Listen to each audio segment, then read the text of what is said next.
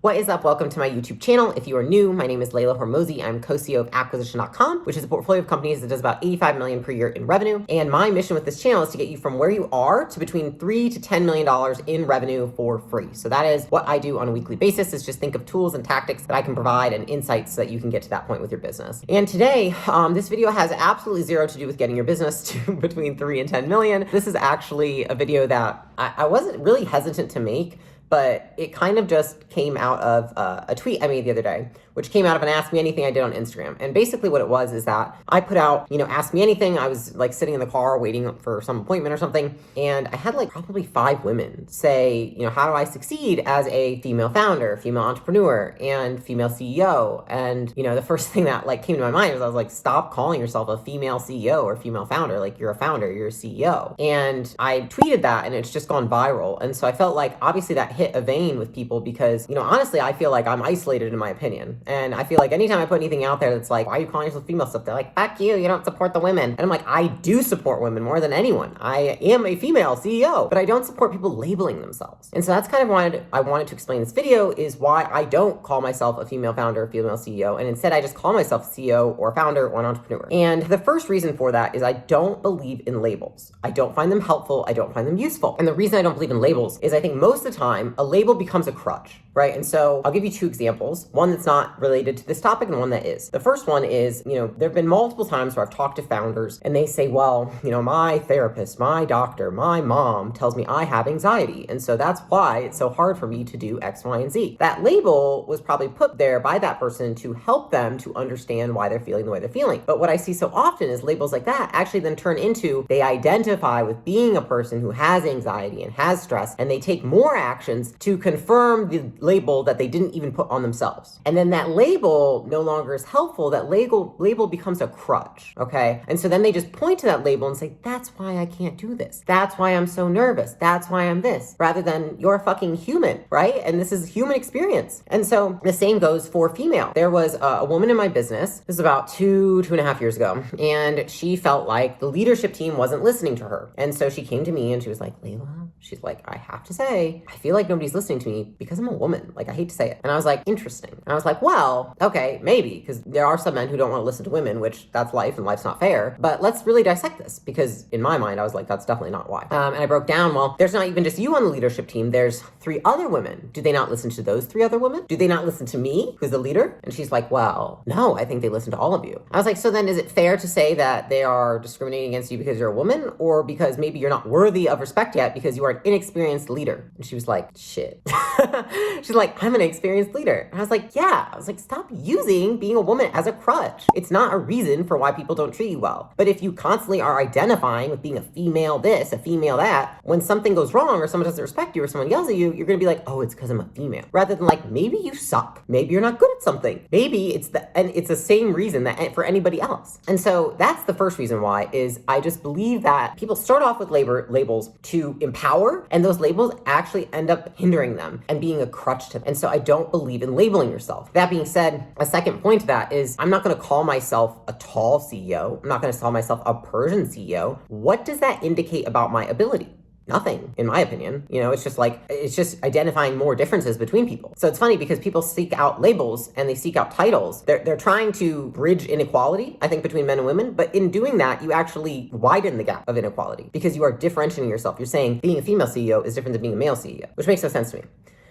A second point to that, to just kind of explain that labels, this isn't just my opinion, this is based on a lot of facts, which is there are multiple studies done at Harvard, which were before someone would go into a test, they would ask them, for women, they would say, are you a female? Yes or no? And then they would have them take the math test. The women who were asked that question before the math test did worse than the women who weren't asked that question. So it's funny because like these stigmas are still stuck with women. And so when they're asked, because women are statistically not typically as good at math as men. So when they're asked, am I a female, before they take a math test, suddenly like, I'm a female. Maybe I'm not as good at math. And they question themselves. And so, this is something that I think some people, I'm sure, will be upset by that. life isn't fair. And like, these are the facts. And so constantly labeling yourself as a female rather than just seeing yourself as equal with all other men on the playing field, I just feel like it hinders you. And so that's the first reason that I don't do it. The second reason is I really believe that you limit your community. I have so many amazing male entrepreneurs and male CEOs that I get to connect with on a daily basis, on a weekly basis, I get to learn from. And I know a lot of women who they don't want to join groups that are mostly men or male dominant or whatever, because they're like, well, I need a group with more females. And I've just never even had that thought, because I'm like, I just want to learn how to be a better CEO or be a better entrepreneur. I don't need to put myself just in a room with females. I can learn just as much from men. And so, like, if you imagine if a man said, I'm a male entrepreneur, immediately there's like more distance between the two of you than there is likeness, because they're putting, oh, I am this thing, and that's what they're identifying with. And so when we do that, it does the same thing for men. Honestly, I think if I did call myself a female CEO and a female entrepreneur, I would probably attract more women and I would deter away men. And personally, I just don't like the label. So that's what it is. And maybe I'll attract less women to watch my content because of that. I don't really give a fuck. I am who I am, and I'm not going to change who I am because of how people want me to be or what's going to get more likes and shares, right? And so I just feel like when you confine yourself in a gender box, you just completely shun the rest of the population that's not there. You know, I think that's honestly for anything. Like, if I just constantly was talking about how I'm Persian,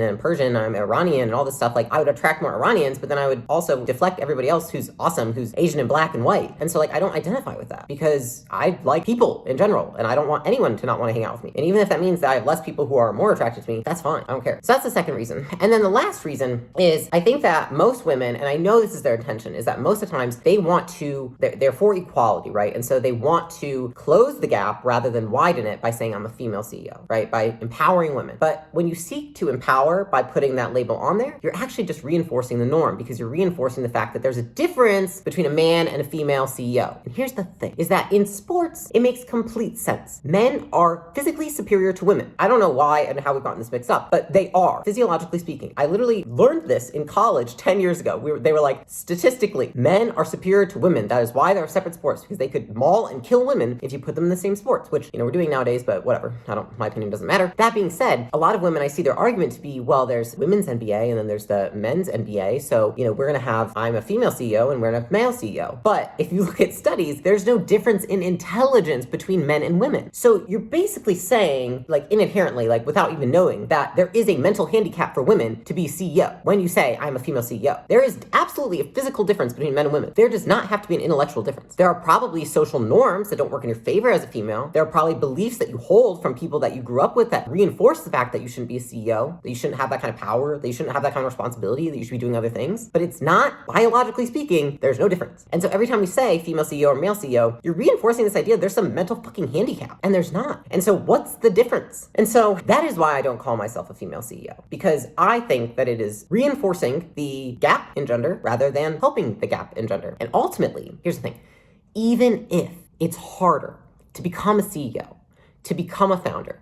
to be a female entrepreneur, if you are a woman, because maybe some men don't want to listen to you. Plenty of men don't want to listen to me. Here's the thing, you can't control it. So if every time something happens to you and you say it's because I'm a woman, and you just puff and huff and all that shit and you complain, it's so disempowering because you can't do anything about it. Whereas if it's because I'm not good enough yet, I'm not worthy of the respect yet, I need to be more talented at this, then I can do something about that. But if every time somebody doesn't respect me, they don't look me in the eyes, they don't talk to me, they don't acknowledge me, they don't come up to me at an event, that I think it's because I'm a female, all I'm doing is taking away my own personal power. And the thing is that you can't control it anyways. And at the end of the day, even if men don't always, not as many men will respect female CEOs as they will male CEOs because of the gender biases and all that crap from whatever. Even if that's the case, and even if there's truth behind it, and even if studies have been done, what fucking good does it do to think about it? Like, really, how is that going to help you be a better CEO? And you know what I'll say? If that's the truth, and I know because I have experienced many people who maybe don't respect me as much, maybe don't want to listen to me as much, I can say that I've had experiences and I don't give a fuck. Why?